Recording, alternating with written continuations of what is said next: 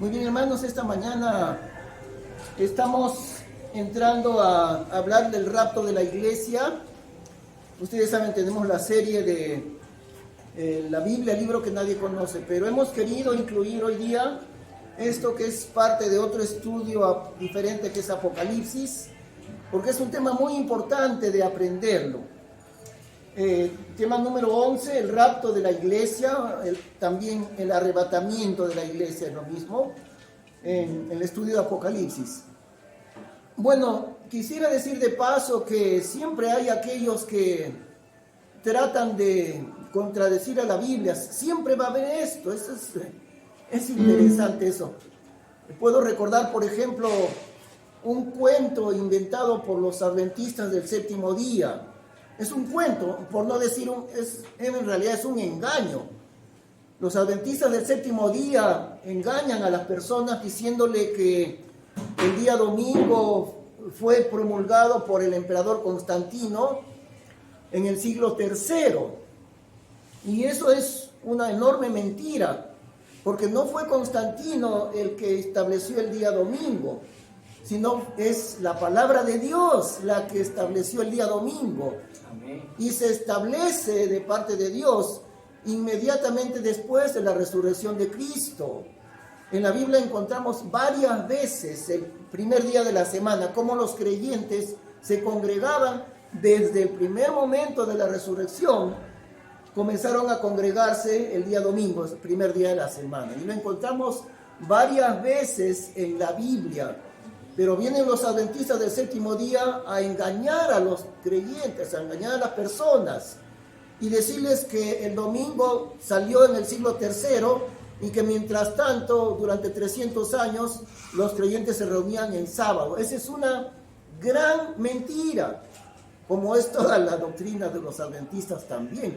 Pero menciono esto porque en cuanto al rapto de la iglesia, circula bastante si ustedes comienzan a leer libros sobre la profecía, siempre van a encontrar estas fantasías y a veces hasta mentiras, ¿no? Algunos dicen, no, el rapto de la iglesia es una doctrina que no apareció sino hasta el año 1800 y pico. Eso no es cierto, por eso lo he comparado con lo que inventan los adventistas también. Eso de que el rapto de la iglesia es una doctrina que apareció recién por los años de 1800 es una falsedad, no es cierto.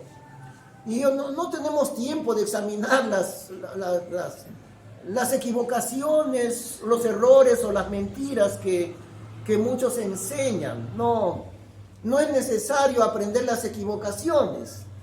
Por eso, por ejemplo, cuando hace unos 30 años atrás no había esas maquinitas en el banco, ¿no? Que cuentan los billetes. Uno va al banco y dice, quiero depositar 15,000 soles. Entonces el empleado mete los 15,000 soles en la máquina. En menos de un minuto ya está contado la máquina automáticamente. A veces la máquina escupe 2 o 3 billetes, ¿no? Que están sospechosos de no ser, lo vuelven a poner. Entonces la máquina no solo cuenta, sino detecta si alguno falso está entre los billetes.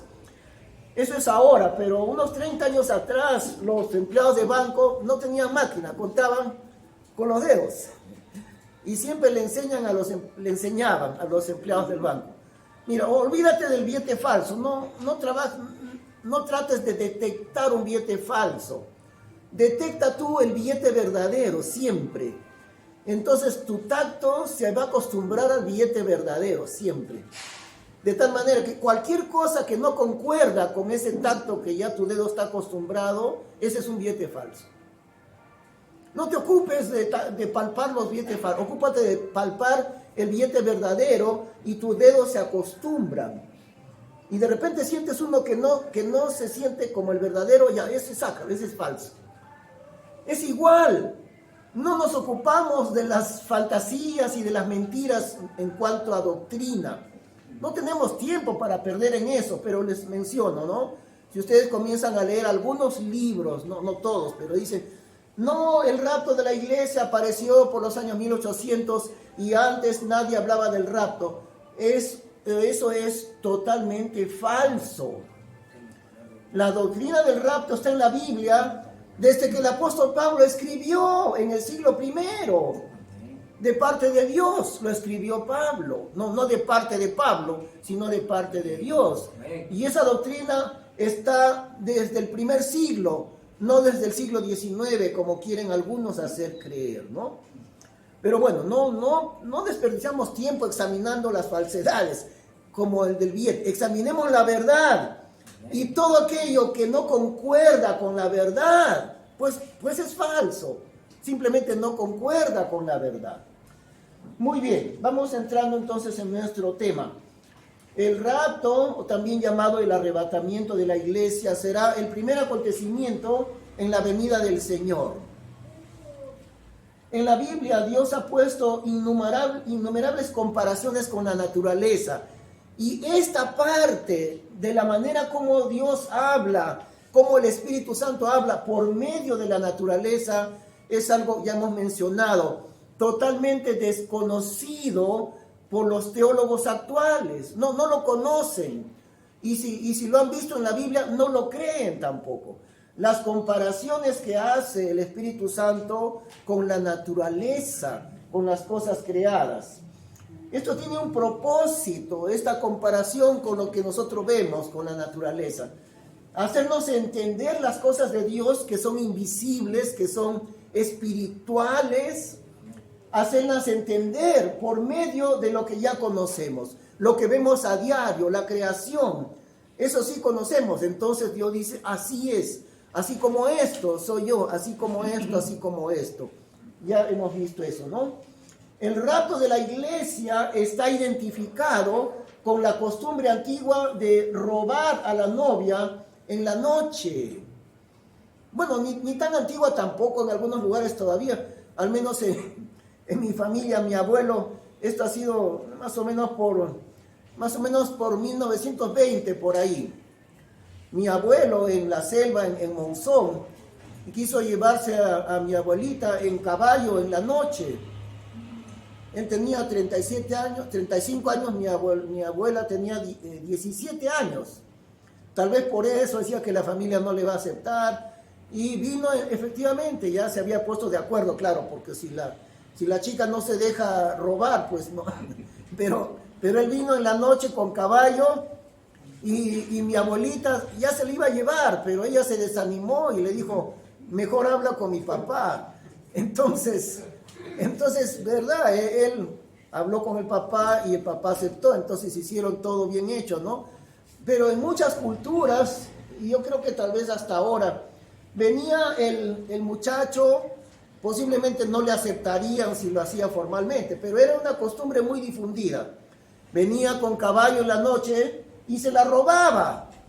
Y ya cuando amanecía, bueno, en la noche nadie se daba cuenta que se la estaba robando. Y cuando amanecía, pues ya se la robó, ya ¿qué van a hacer? Ya no puede hacer nada ni el papá ni la mamá, ¿no? Eso es exactamente como el Señor Jesús llevará a su novia a la iglesia. Exactamente de esta manera. Ya hemos visto eso, ¿no? El Señor Jesús vendrá por su novia a la iglesia. Y la llevará cuando el mundo que no cree no se dé cuenta de nada.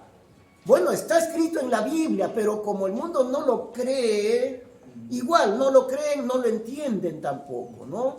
Vendrá el Señor Jesús, nadie se dará cuenta, y cuando se den cuenta ya los creyentes habremos desaparecido de este mundo. Y le darán cualquier explicación, posiblemente van a decir, vinieron los extraterrestres, ya ve, era cierto, los extraterrestres, y se llevaron a una gran parte de la humanidad.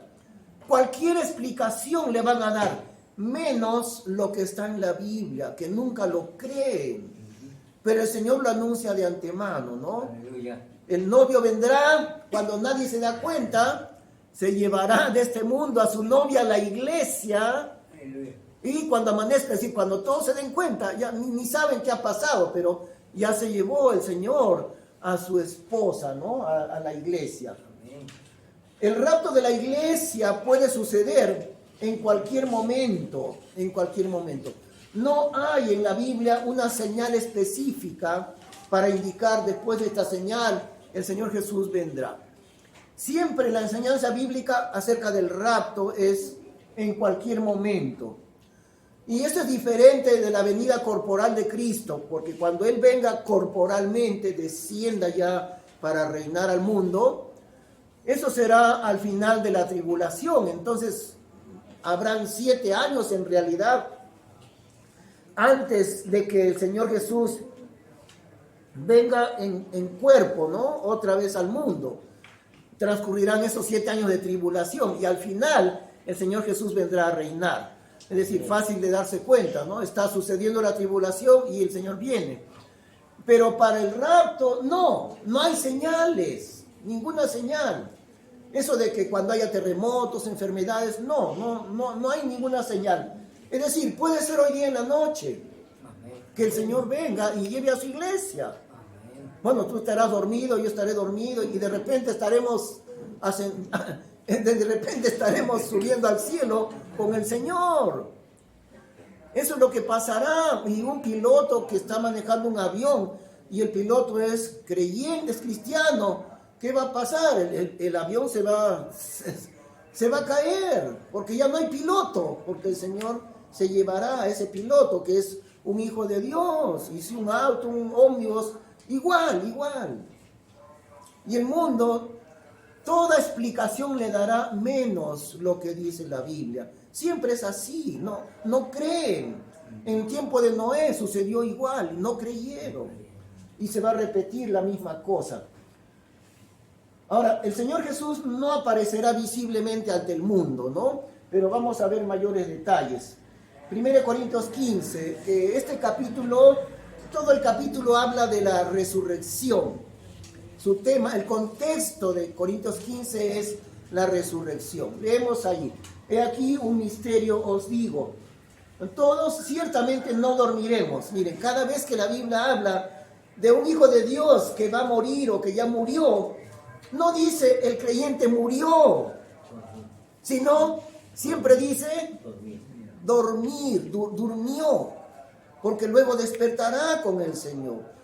En la Biblia dice, los creyentes duermen, las demás personas mueren, los hijos de Dios duermen. Es decir, pronto resucitarán. He aquí un misterio os digo, todos ciertamente no dormiremos, mas todos seremos transformados. Claro, ¿qué significa esto, no?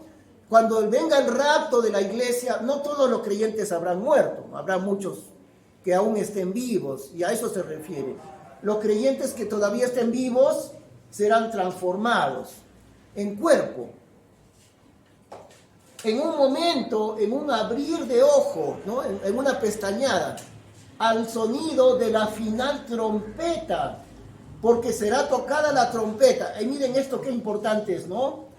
No aparecerá el Señor Jesús de manera visible al mundo, pero sí habrá el sonido de la trompeta de Dios, eso sí, porque será tocada la trompeta y los muertos serán levantados incorruptibles. Los creyentes que ya hayan fallecido resucitarán, serán levantados incorruptibles.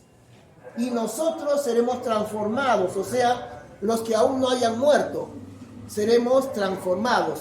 Nuestro cuerpo pasará de frente a ser un cuerpo transformado, igual al cuerpo resucitado del Señor Jesús, sin pasar por la muerte. Eso es lo que sucederá, porque es menester que esto corruptible, nuestro cuerpo, ¿no?, sea vestido de incorrupción, y esto mortal sea vestido de inmortalidad. Y cuando esto corruptible, nuestro cuerpo, fuere vestido de incorrupción, y esto mortal fuere vestido de inmortalidad, entonces será cumplida la palabra que está escrita: sorbida es la muerte en victoria. Ahora, la trompeta de Dios será tocada para la resurrección de los creyentes, llevados al cielo en un instante. ¿A qué velocidad? Bueno, la Biblia dice en un instante, en un abrir y cerrar de ojos, ¿no? En un instante ascenderemos con el Señor. Al mismo tiempo de ser llevados, nuestro cuerpo será transformado, los que estén vivos. Ya no pasaremos por la muerte. de frente será un cuerpo como el cuerpo resucitado del Señor Jesús, un cuerpo inmortal, ¿no? Los creyentes vivos ya sin pasar por la muerte, y un cuerpo resucitado los que ya durmieron, los creyentes que ya durmieron. Por otro lado, junto con la iglesia saldrá del mundo el Espíritu Santo que mora en los creyentes. Vino el Espíritu Santo, la tercera persona de la Trinidad. Vino a este mundo para vivir en la persona de cada creyente. El día de Pentecostés. Y saldrá el Espíritu Santo del mundo llevando consigo a la iglesia, a la esposa de Cristo. Entonces en la tribulación ya no estará presente en este mundo ni la iglesia, ni tampoco el Espíritu Santo que mora en los creyentes. Y por eso el anticristo tendrá el campo libre, sin ninguna barrera, para desatar esa maldad extrema que sucederá. Ya no tendrá Satanás la barrera del Espíritu Santo que impide. La Biblia dice que el Espíritu Santo impide la obra satánica. Eso vamos a leerlo.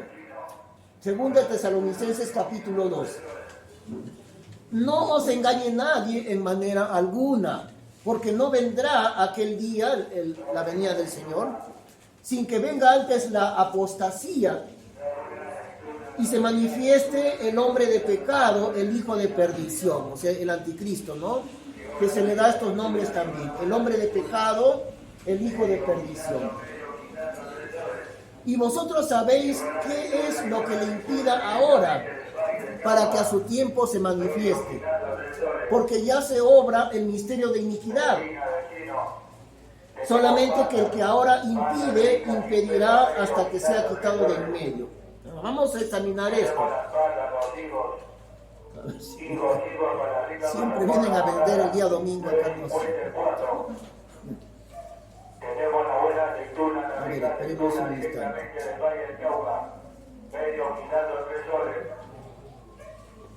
Bueno, dice, vosotros sabéis qué es lo que le impide. ¿Qué es lo que impide al Espíritu Santo para que a su tiempo se manifieste? Es decir, no se manifestará antes de tiempo el anticristo, se manifestará cuando el Espíritu Santo que le impide, cuando Él salga del mundo. Porque ya se obra el misterio de iniquidad, el misterio del anticristo. Ya está obrando en el mundo. A nuestros ojos ya está obrando. Por eso ahora hay matrimonio de dos hombres o de dos mujeres que nunca antes hubo en el mundo. Hubo homosexuales, pero no hubo matrimonio de homosexuales. El misterio de iniquidad, el misterio satánico de iniquidad, ya está obrando a ojos de nosotros. Por eso el principio de autoridad ha sido destruido. Los padres ya no pueden corregir a sus hijos. Los maestros ya no pueden corregir a sus alumnos. Y esto va a ir avanzando a gran velocidad, hermano, y nosotros estamos dormidos sin entender lo que está pasando. El espíritu del anticristo, el misterio de iniquidad, ya está obrando en medio de nosotros. Solamente que el que ahora impide, el Espíritu Santo.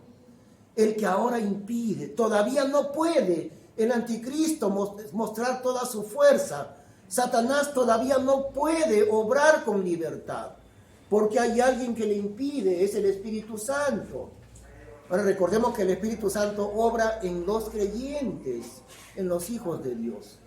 Impedirá hasta que sea quitado del medio. El Espíritu Santo impedirá a Satanás hasta que salga con la iglesia en el día del arrebatamiento. Y entonces, o sea, cuando ya haya salido del mundo el Espíritu Santo junto con la iglesia, y entonces será manifestado aquel inicuo al cual el Señor matará con el espíritu de su boca y destruirá con la claridad de su venida. También en 1 Tesalonicenses capítulo 4 encontramos mayores detalles sobre el arrebatamiento de la iglesia. 1 Tesalonicenses capítulo 4. Tampoco, hermanos, queremos que estéis en ignorancia acerca de los que duermen. ¿Quiénes son los que duermen? los creyentes fallecidos, no los incrédulos, los creyentes que durmieron, para que no os entristezcáis como los otros que no tienen esperanza. Resucitaremos para ir a la presencia de Dios, de la misma manera que el Señor Jesús fue llevado al cielo. Pues si creemos que Jesús murió y resucitó, así también traerá Dios con él a los que durmieron en Jesús, Dios el Padre, ¿no? De la misma forma como Jesús ascendió al cielo, donde él estuvo en la eternidad, claro, el hogar donde él mismo estuvo eternamente, el Señor Jesús, que no es un ser creado, sino él es Dios y él es eterno, él volvió a la presencia del Padre. Pero entonces, así como Jesús murió y resucitó, saliendo ya del mundo, volviendo a la presencia de Dios, así también, de la misma manera, traerá Dios con él, con Jesús, a los que durmieron en él, a los que murieron en Cristo, ¿no? Todo creyente, hijo de Dios, será llevado, igual que fue llevado Cristo, será llevada a la iglesia. Y nunca podemos olvidar, ¿no? Una vez que una pareja se casa, pues van a vivir juntos. Y sería muy raro un matrimonio que yo vivo acá y la esposa vive en Francia o en Chile, qué sé yo. Y nunca va a funcionar bien un matrimonio a distancia. No puede funcionar bien. Y si es por un tiempo, en algún momento tienen que juntarse otra vez. Siempre es para estar juntos, ¿no? Los dos esposos. Imposible que funcionen separados. Tienen que estar juntos ambos esposos. Y de la misma manera, entonces, nosotros somos la esposa de Cristo. Mejor dicho, la novia todavía. Y al casarse con Cristo, la iglesia, pues estaremos eternamente con Él. Nunca más, no podremos separarnos de Él.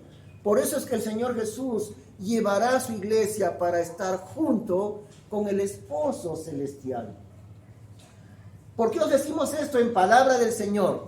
Que nosotros que vivimos, que habemos quedado hasta la venida del Señor, no seremos delanteros a los que durmieron ya. Se refiere a los creyentes vivos, ¿no?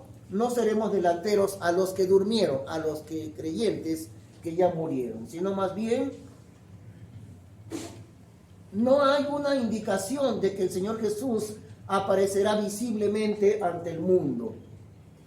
Lo que sí habrá claramente es la voz del arcángel y el sonido de la trompeta de Dios. Solamente los creyentes veremos al Señor, ya no en el mundo, pero en las nubes. Vamos a seguir viendo este detalle. Le vamos a ver, pero no aquí, no delante del mundo, sino cuando estemos ya en las nubes. Eso es lo que dice el pasaje, porque el Señor mismo, 1 Tesalonicenses capítulo 4, porque el mismo Señor con algazara, disculpen que siempre tengo problemas de alergia, toda mi vida me acompaña, ¿no? Este problema de alergia y de asma. Por eso me ven ustedes a veces hacer unos gestos raros que es por este motivo, perdón. Porque el mismo Señor con algazara, es decir, con voz fuerte, ¿no?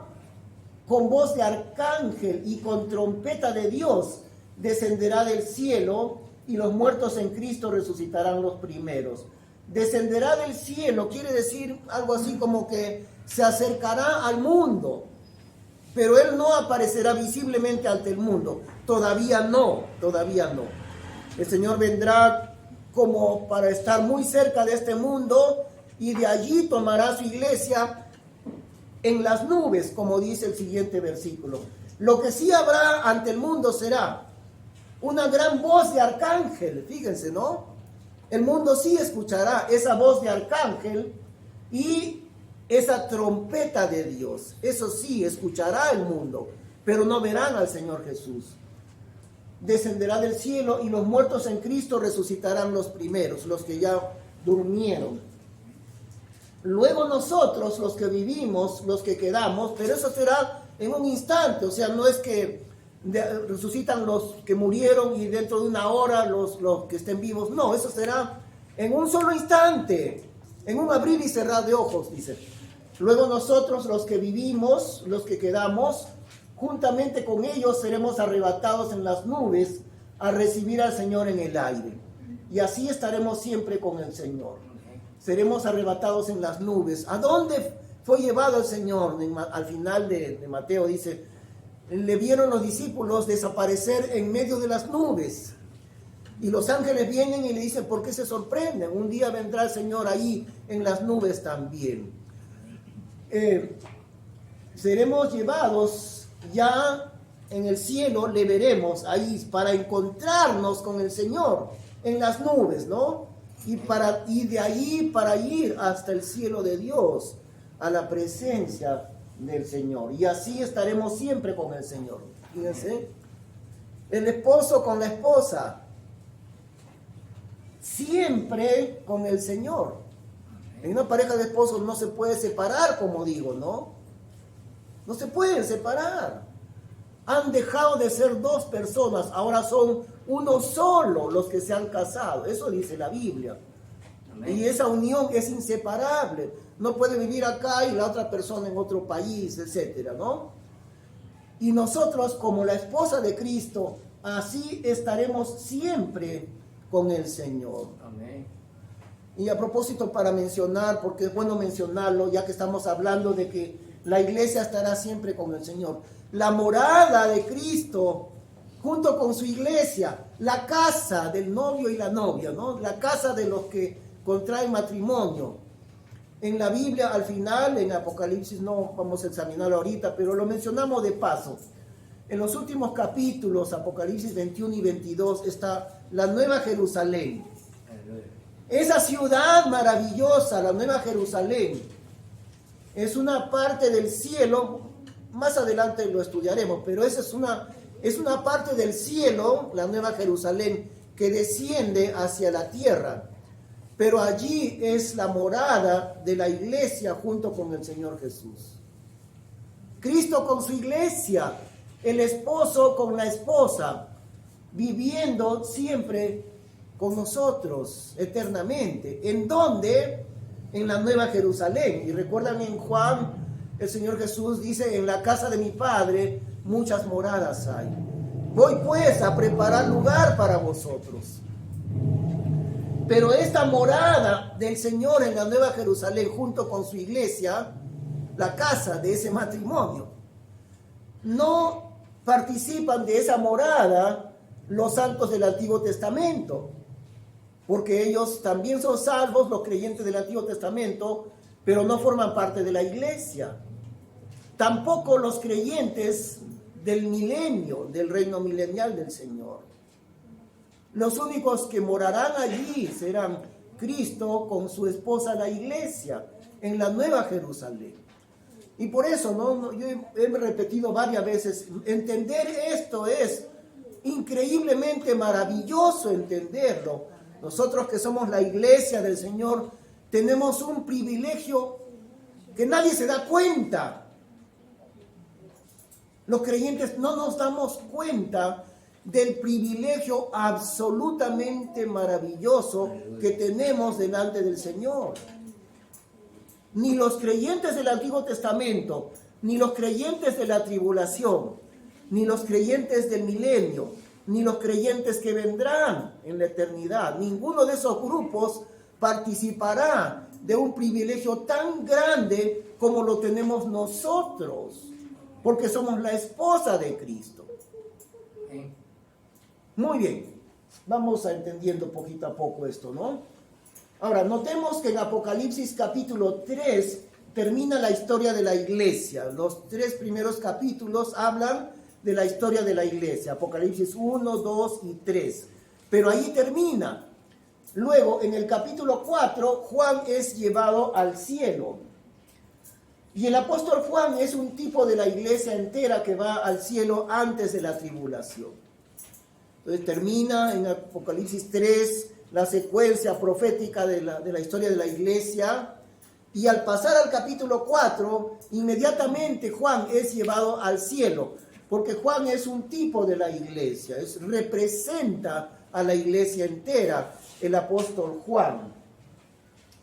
Apocalipsis 4:1.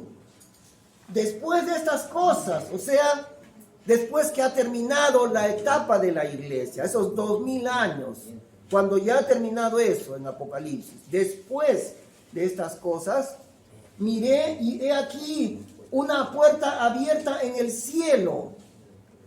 Y la primera voz que oí, la voz del Señor Jesús, era como de trompeta que hablaba conmigo. Ahí está la trompeta, hasta la trompeta con cuerdas, ¿no?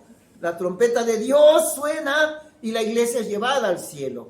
La trompeta de Dios suena y Juan es llevado al cielo representando a todos los creyentes. Y la primera voz que oí era como de trompeta que hablaba conmigo, la cual dijo, sube acá, al cielo. Juan es llevado a la presencia de Dios. Igual que la iglesia entera será llevada al final de la historia de la iglesia. Sube acá, ¿a dónde? Al cielo, sube acá. Y yo te mostraré las cosas que deben suceder después de estas. Y a partir de allí, la iglesia desaparece desde Apocalipsis 4 hasta Apocalipsis 19. Ya no aparece la iglesia desde el 4 hasta el 19, porque en todos estos capítulos se desarrolla el relato de la tribulación. Y la iglesia no aparece en Apocalipsis en la tribulación, no aparece por ningún lado, hasta el final de la tribulación, Apocalipsis 19. ¿Por qué no aparece? Porque fue llevada al cielo, ¿no? Y el relato de la tribulación en todos estos capítulos es en la tierra, mientras la iglesia ya está en el cielo. Dios quitará a su iglesia del mundo antes que se manifiesten los castigos de la ira terrible de Dios. Los terribles castigos de la ira de Dios en el mundo. Por eso Dios nos va a sacar del mundo antes de aquellos castigos de la tribulación. ¿Y esto por qué? Eso tiene una razón exacta. Porque la iglesia del Señor ya fue completamente perdonada. Dios no va a castigar a los que Él ya nos ha perdonado. Ese sufrimiento terrible es para el mundo incrédulo. Ahora, pero no solamente para el mundo incrédulo. Israel sí estará presente en la tribulación. Y como dice Apocalipsis también, no, en Zacarías dice que Dios meterá en el fuego al pueblo de Israel. Los fundirá como se funde la plata, dice el Señor. ¿A quiénes? A los israelitas. Porque ellos no han creído en su Salvador. Permanecen en una incredulidad muy grande, el pueblo de Israel. Entonces ellos sí sufrirán la tribulación, pero con un propósito especial. Ese fuego del sufrimiento de la tribulación los conducirá a ellos a convertirse a Cristo. Recién después de tanto sufrimiento, en el último día de la tribulación, cuando el Señor descienda, ahora sí corporalmente, cuando Él descienda a librarlos de la aniquilación de los enemigos, por fin sus ojos se abrirán. Bueno, lo verán con ambos ojos, ¿no? Lo verán bajar con sus ojos físicos, pero más importante que eso, lo verán con sus ojos espirituales. Por fin entenderán, Él es al que nosotros le hemos negado durante 2000 años y al que nosotros hemos crucificado hace 2000 años. Él mismo es, y nosotros estábamos ciegos. Esa conversión de Israel será en el momento que el Señor Jesús descienda corporalmente. Pero previamente habrán pasado por una terrible tribulación en aquellos 7 años. Y miren cómo es, ¿no? Eso sucede también a veces con nosotros mismos. A veces Dios hace pasar al hombre por un sufrimiento grande. Pero Dios tiene un propósito. Dios le va conduciendo al hombre al arrepentimiento por medio de esos sufrimientos. Y Dios quiere hacer eso con muchas personas, pero muchos tienen el corazón tan cerrado que no entienden, ¿no? Dios le va conduciendo a arrepentirse con un sufrimiento, pero el hombre ni aún así entiende que Dios está buscando una respuesta de arrepentimiento en nosotros. Dios no va a castigar a quien ya ha perdonado. También, por otro lado, con las mismas figuras de la naturaleza que hemos mencionado, ¿no? Algo que vuelvo a decir, la teología no lo comprende porque no lo creen. Los teólogos no entienden porque no lo creen. Estas figuras de la naturaleza que están en la Biblia. El rapto se identifica con la cosecha del campo. Con la cosecha del campo. Los creyentes son identificados como el trigo, la cosecha de Dios. Ahí está la parábola del trigo y la cizaña, ¿no? El trigo son los hijos de Dios, las cizañas son los hijos del maligno que intentan mezclarse con el trigo. Pero la cosecha de Dios somos los creyentes. En toda cosecha hay tres partes. La primera parte, los frutos tempranos, los frutos que salen primerito, y eso hay que cosecharlo. Por ejemplo, en el algodón se ve más claro, ¿no? Cosechan los primeros algodones, y si no lo cosechan rápido se malogra. Tienen que sacarlo, tienen que, creo que le dicen pañar acá en el Perú, ¿no? Hay que pañar los frutos. Entonces los primeros frutos, rápido antes que pase el tiempo. Los frutos tempranos, son pocos, pero son frutos tempranos. La segunda parte, la cosecha principal, que es la más voluminosa en el campo. Y luego, incluso una tercera parte, los rebuscos, los frutos tardíos. Cosechan el algodón y después esperan todavía, no sé, una semana, 2 semanas, y de nuevo van ya para los rebuscos. Todavía los últimos frutos que están ahí, también hay que sacarlos y cosecharlos. Así que, 3 partes en toda cosecha del campo. Los frutos primeros, la cosecha principal, voluminosa, y los últimos que son los rebuscos. Y esta comparación de la naturaleza concuerda exactamente con la resurrección de los creyentes. Concuerda. Y como digo, eso los teólogos ni lo creen ni lo entienden tampoco. En realidad no lo entienden por su incredulidad, es que no lo entienden. Esa es la razón. Los primeros frutos son la resurrección de los santos del Antiguo Testamento. La primera cosecha de Dios, los creyentes del Antiguo Testamento. La cosecha principal es el arrebatamiento y también la resurrección, porque las dos cosas al mismo tiempo, ¿no? Somos llevados del mundo y también resucitan los que murieron y los vivos transformados en el cuerpo. Todo eso es simultáneo, el arrebatamiento y la resurrección. Esto es la cosecha principal, la más voluminosa. 2000 años de los creyentes de la iglesia, ¿no? La cosecha principal. Y la tercera parte, los frutos tardíos, se refiere a los santos de la tribulación. Los frutos tardíos, los últimos de la cosecha. Los creyentes de la tribulación. Ahora, vemos acá un pasaje que les quiero decir, hermanos, un pasaje misterioso. No todo lo ha revelado Dios con claridad. ¿Por qué no? Dios lo sabe, yo no lo sé. Nadie lo sabe. Algunas cosas Dios ha dado una pequeña mirada nada más. Y Dios no nos ha revelado todo lo que es suyo. Esto sucede con este pasaje. Los creyentes del Antiguo Testamento resucitan aquí. Y parece que se refiere a ese arrebatamiento de los creyentes resucitados del Antiguo Testamento. Muy pocos detalles hay, pero ahí está. Vamos a leerlo. Mateo 27. Mas Jesús, habiendo otra vez exclamado con grande voz, dio el Espíritu, o sea, murió, ¿no?, en la cruz. Y he aquí, al morir el Señor, el velo del templo se rompió en dos, de alto a bajo, y la tierra se movió, y las piedras se hendieron, y los sepulcros se abrieron, y muchos cuerpos de santos, los santos del Antiguo Testamento, y muchos cuerpos de santos que habían dormido se levantaron, es decir, resucitaron. En el momento en que el Señor murió, allí los creyentes del Antiguo Testamento resucitaron.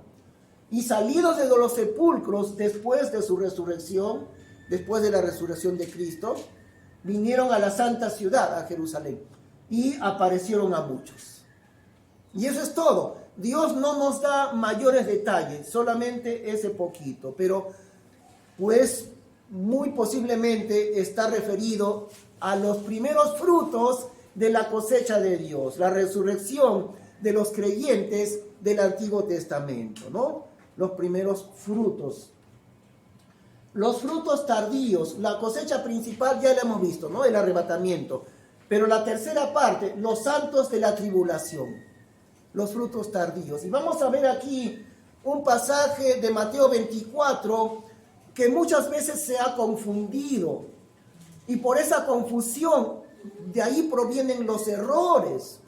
Y de acuerdo a este pasaje de Mateo 24 que veremos, algunos llegan a decir, no, el arrebatamiento va a ser en el tiempo de la tribulación, a la mitad de la tribulación. Y otros aún dicen, no, el arrebatamiento al final de la tribulación. ¿Por qué? Porque no comprenden el cuadro completo de Dios. Y como digo nuevamente, estas figuras que el Espíritu Santo nos pone comparando con la naturaleza. Y no lo entienden, y por eso desembocan en errores, porque no saben ver el cuadro completo de Dios.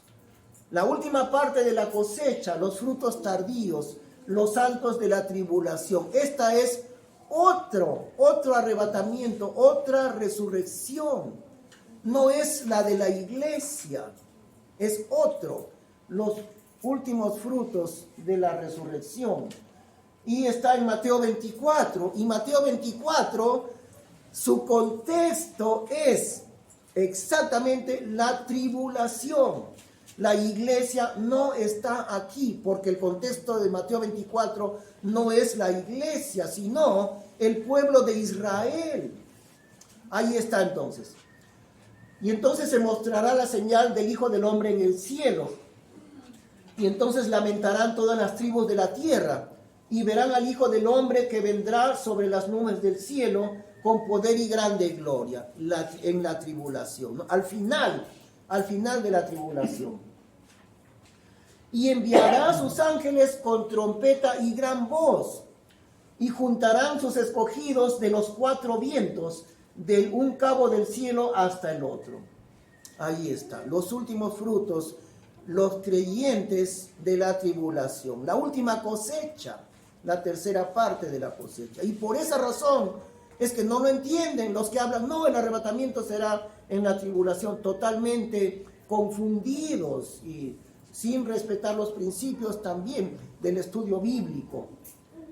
Otro versículo que también, como digo, lo confunden. No es referido a la iglesia, sino a los santos de la tribulación. El tercer arrebatamiento, diremos así. Ya hemos dicho, son tres. La cosecha, la resurrección de los creyentes del Antiguo Testamento, el primero. El segundo, la iglesia. El tercero, los últimos frutos, los rebuscos de la cosecha, los santos de la tribulación. Entonces estarán dos en el campo, uno será tomado y otro será dejado. Dos mujeres moliendo a un molinillo, la una será tomada y la otra será dejada. Que no debemos confundirlo con el arrebatamiento de la iglesia, ¿no? Muy bien, hemos tratado de explicar, hermanos, lo mejor posible, y se dan cuenta ustedes cómo hay una armonía completa dentro de la palabra de Dios. Pero Dios, el Espíritu Santo, utiliza muchas veces las comparaciones con la naturaleza para comprender las cosas invisibles de Dios, las cosas espirituales de Dios. Ahí está, ¿no? Un pasaje que habla también de un arrebatamiento, pero no de la iglesia, sino de los santos de la tribulación. Muy bien, vamos a terminar en oración. Quiero rogarles que nos pongamos de pie para poder orar.